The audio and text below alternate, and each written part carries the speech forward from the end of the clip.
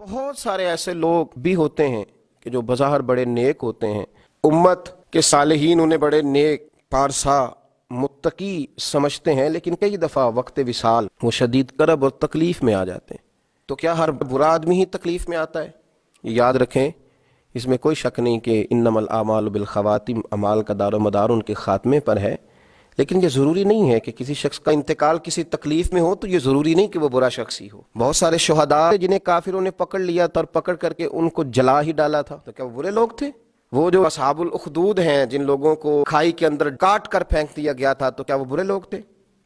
جناب آسیہ کو جو بڑی سخت اذیتیں دے کے شہید کیا گیا، تو کیا وہ معاذ اللہ بری تھیں؟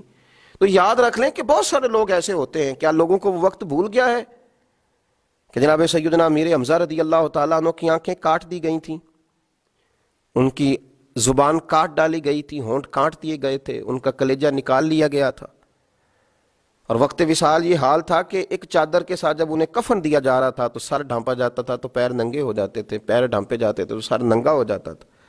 اور اس شخص کی شان یہ ہے کہ اللہ کے رسول علیہ السلام نے 70 مرتبہ ان پر نماز جنازہ پڑھی، اور ان کا اعزاز یہ ہے کہ وہ سید الشہداء کہلائے۔ ہر سال نبی پاک علیہ السلام نے ان کی قبر پر تشریف لے جا کر ان کے لیے دعا فرمائی۔ اور سب سے بڑھ کر ہمیں بخاری شریف میں حضرت عبداللہ بن عمر رضی اللہ تعالیٰ عنہ کا تذکرہ ملتا ہے۔ یہ مشہور صحابی حضرت جابر بن عبداللہ کے والد ہیں، یہ جنگ احد میں شہید ہو گئے تھے، اور ان کا حال یہ تھا کہ کافروں نے ان کی کان اور ناک کاٹ دیے تھے، ان کی صورت بگاڑ دی تھی۔ ان کے صاحبزادے حضرت جابر بن عبداللہ فرماتے ہیں کہ میں جب ان کی چہرے کی زیارت کے لیے گیا تو مجھے روک دیا گیا تھا کہ آپ دیکھیں گے تو تکلیف میں آ جائیں گے، لیکن ان کا اعزاز یہ تھا کہ انہوں نے ایک رات پہلے ہی، آپ بخاری شریف دیکھیے، حضرت سیدنا عبداللہ نے اپنے بیٹے جناب جابر بن عبداللہ سے فرمایا تھا، بیٹا احد کے میدان میں بیٹا صبح سب سے پہلے مجھے شہید کیا جائے گا۔ ایک دن پہلے بتا رہے ہیں، یہ شان ہے ان کے غلاموں کی، تو پھر سرکار کا عالم کیا ہوگا؟ مجھے رات کو کہہ رہے ہیں مجھے سب سے پہلے شہید کیا جائے گا، اور فرمایا بیٹا اپنی بہنوں کا خیال رکھنا۔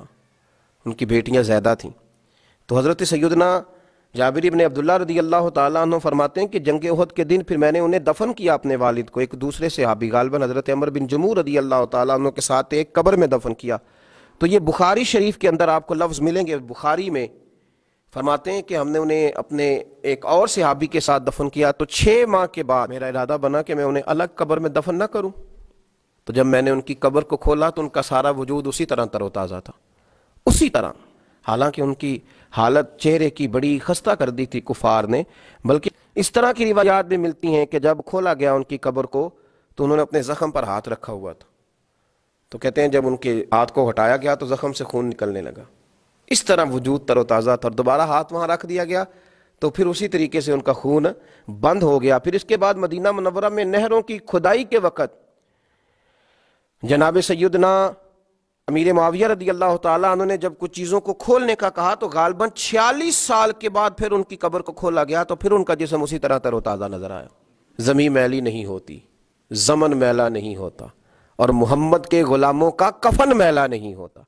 تو نبی پاک صلی اللہ تعالیٰ علیہ وسلم کے غلاموں کو اللہ اعزاز دیتا ہے کہ ظاہری طور پر ان کے چہرے اگر کسی وجہ سے کسی تکلیف میں کسی آزمائش میں آ بھی جائیں تو اتنا نہیں گھبرائیں کہ فلاں کو کفن نہیں نصیب ہو رہا تو فلاں کا چہرہ نہیں دیکھا جا رہا تو فلاں اس معاملے میں ہے۔ یہ معاملہ تو اللہ کا ہے، یہ تو معاملہ اللہ کا ہے۔ اگر کسی کو کفن دفن کی کوئی ایسی چیز بظاہر میسر نہ بھی آئے تو یہ آپ شک نہیں کر سکتے کہ اسے جنت میسر نہیں آئی، کیونکہ جنت اللہ کا فضل ہے اور وہ اپنے بندوں کو عطا فرماتا ہے۔ تو بہت سارے صالحین، بہت سارے نیک لوگ ایسے تھے، لیکن لوگ حادثات میں چلے جاتے، جہاز گر جاتے ہیں، لوگ دریاؤں میں ڈوب جاتے ہیں، تو کیا اس کا معنی یہ ہے کہ وہ ان کی آخرت خراب ہو گئی؟ ہم اور آپ کون ہوتے ہیں یہ فیصلہ کرنے والے؟ یہ فیصلے میرے رب کریم کے ہاتھ میں ہیں۔ مسلمانوں کے بارے میں اچھا گمان رکھیں، اور اللہ تبارک و تعالیٰ کے محبوب علیہ السلام نے فرمایا، یاد رکھو رب فرماتا ہے میرا غضب زیادہ نہیں ہے، میری رحمت ہی زیادہ ہے۔ تو رحمت ہی کی طرف توجہ کریں، اللہ سمجھنے کی توفیق عطا فرمائے۔